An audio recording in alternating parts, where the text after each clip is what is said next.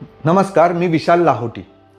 तुम्हाला कधी असा अनुभव आलाय का की एखादी घटना तुम्ही तुमच्या डोळ्यांनी प्रत्यक्ष पाहिली आहे, परंतु तिथं असणाऱ्या इतर कोणालाही तुमचं म्हणणं खरं वाटत नाही.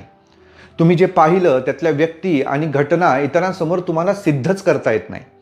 असं का होतं की एकाच वेळी एकाच ठिकाणी घडलेल्या घटना तुमच्यासाठी वेगळ्या आणि इतरांसाठी पूर्ण वेगळ्या ठरतात? या गोंधळामागील खरं कारण सायकोलॉजीमधल्या परसेप्शन म्हणजे आकलन या संकल्पनेतून स्पष्ट होते. लक्षात घ्या, आपला मेंदू हा एखादा हाय डेफिनेशन कॅमेरा नसतो जो बाह्य जगाचं चित्र जसंच्या तसं रेकॉर्ड करेल. मेंदू हा प्रत्यक्षात एक इंटरप्रिटर असतो.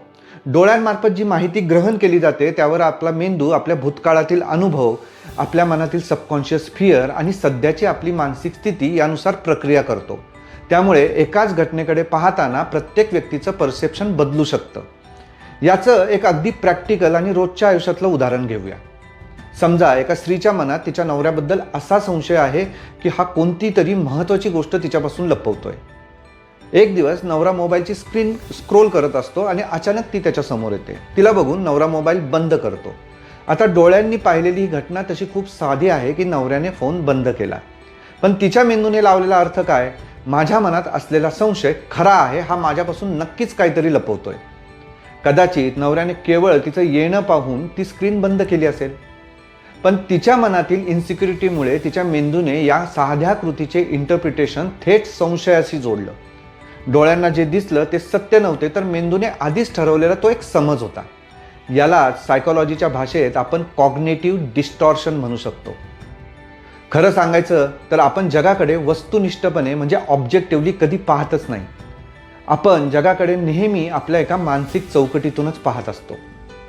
मनाच्या या वैचारिक गोंधळातून बाहेर पडण्यासाठी सायकोलॉजी हा एक अतिशय सोपा मार्ग सांगते, ज्याला ऑब्जेक्टिव्ह इव्हॅल्युएशन म्हणजेच वस्तुनिष्ठ मूल्यमापन असं म्हणतात.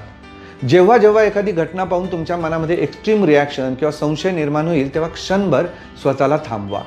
आपल्या भावनांना आणि डोळ्यांना दिसणाऱ्या गोष्टींना अंतिम सत्य न मानता विवेक बुद्धीने त्याचा फेरविचार करा. स्वतःला शांतपणे एक प्रश्न विचारा की मी जे पाहिलं त्यामागे खरोखर काही ठोस तथ्य आहे का, की हा केवळ माझ्या मनाचा एक पूर्वग्रह आहे? खरं तर आपण इतरांना समजून घेण्यास संपूर्ण आयुष्य घालवतो, पण कधी स्वतःच्याच विचारांचा गुंता सोडवण्याचा तुम्ही प्रयत्न केलाय का? मला वाटतं जेव्हा आपण आपल्या पूर्वग्रहांच्या आणि धारणांच्या पलीकडे जाऊन स्वतःच्या मनाचे आत्मपरीक्षण करायला शिकतो, तेव्हाच आयुष्यात आणि नात्यांमध्ये खरी क्लॅरिटी आणि स्पष्टता येते. विचार करा.